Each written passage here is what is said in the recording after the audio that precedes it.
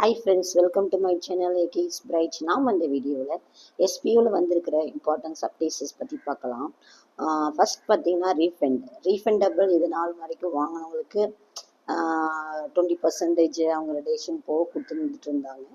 So இதுக்கப்புறம் refund வாங்குறவங்களுக்கு என்ன பார்த்தீங்கன்னா 36% டிரேஷன் போக உங்கள் அமௌண்ட் வந்து 3 மந்த்துக்குள்ளே வரும்ன்றது மாதிரி சொல்கிறாப்புல. ப்ளஸ் பார்த்தீங்கன்னா நீங்கள் 36% நீங்கள் ரிலேஷன் பண்ணி அமௌண்ட் வாங்கிக்கலாம். இல்லைன்னா நீங்கள் கட்டின பணத்துக்கு ப்ராடக்ட் வாங்கிக்கலாம். ப்ராடக்ட்டுக்கு வந்து எந்த ரிலேஷனும் கிடையாதுன்ற மாதிரி சொல்லியிருக்காப்புல.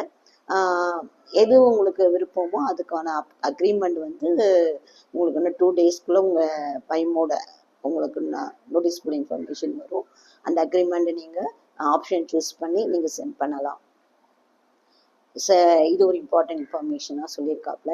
இது உங்களோட விருப்பம் தான். 36% வாங்கிட்டு 3 மந்த் வெயிட் பண்ணி அமௌண்ட் வாங்கினாலும் ஓகே, இல்லை எனக்கு ப்ராடக்ட் வேணுனாலும் ஓகே. ஸோ உங்களுக்கு நீங்கள் எந்த மாதிரி அமௌண்ட்டு பேசிக் அமௌண்ட் கட்டினீங்களோ 2000 6000 6500 அதுக்கு தகுந்த மாதிரி உங்களுக்கு ப்ராடக்ட் கிட்டு வந்து பைமோல அவைலபிளாக வரும். ஸோ அதை நீங்கள் என்னென்ன ப்ராடக்ட் இருக்குன்னு நீங்கள் பார்த்துட்டு கூட அந்த அப்ளிகேஷனை ஃபில் பண்ணி நீங்கள் போடலாம். ஓகேவா? நெக்ஸ்ட் பார்த்தீங்கன்னா வித்ட்ரால் கொடுத்தவங்க, வித்ட்ரால் வந்து நம்ம கொடுத்துருப்போம் இல்லையா, ஸோ ஓல்டு மெம்பர்ஸு. ஸோ அதில் வந்து 4000க்கு மேலே யார் இருந்தாலுமே 4000க்கு மேலே இருக்கவங்களுக்கு அதுவும் ப்ராடக்ட் பர்ச்சேஸ் பண்ணலாம் அப்படின்ற மாதிரி சொல்கிறாப்புல.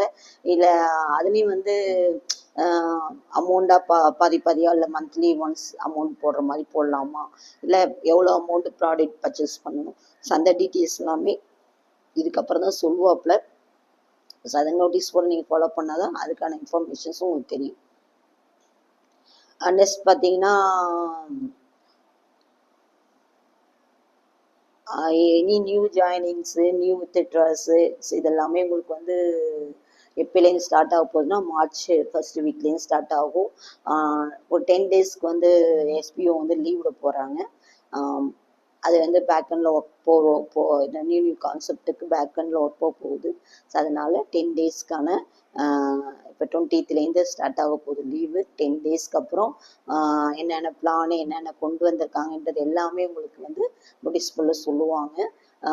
அவங்க இப்போ வித்ட்ரால் வந்து டிரான்சாக்ஷன் அதிகமாக போகிறனால பேங்க் சைடு கொடுக்குற டிமாண்ட்னால நமக்கு டிலே ஆகுது. ஸோ அதனால் இப்போ டிஸ்ட்ரிக்ட் வைஸ் மெம்பர்ஸை செலக்ட் பண்ணி அவங்க அக்கௌண்ட்டில் 20,000 வச்சுருக்கிற மாதிரியான மெம்பர்ஸ் எலிஜிபிள் உள்ளவங்க அதில் பார்ட்டிசிபேட் பண்ணலாம். ஸோ அவங்க மூலயமா கஸ்டமருக்கு அமௌண்ட்டு சென்ட் பண்ணிவிட்டு அவங்களுக்கு வந்து எஸ்பிஐ கொடுக்குற மாதிரிலாம் பிளான் பண்ணுறாங்க. இது வந்து எல்லாமே உங்களுக்கு வந்து ஃபியூச்சரில் சொல்லுவாங்க. எல்லாமே நோட்டீஸ் போட பார்த்தா தான் நமக்கு தெரியும். ஓகேங்களா? நெக்ஸ்ட்டு பார்த்தீங்கன்னா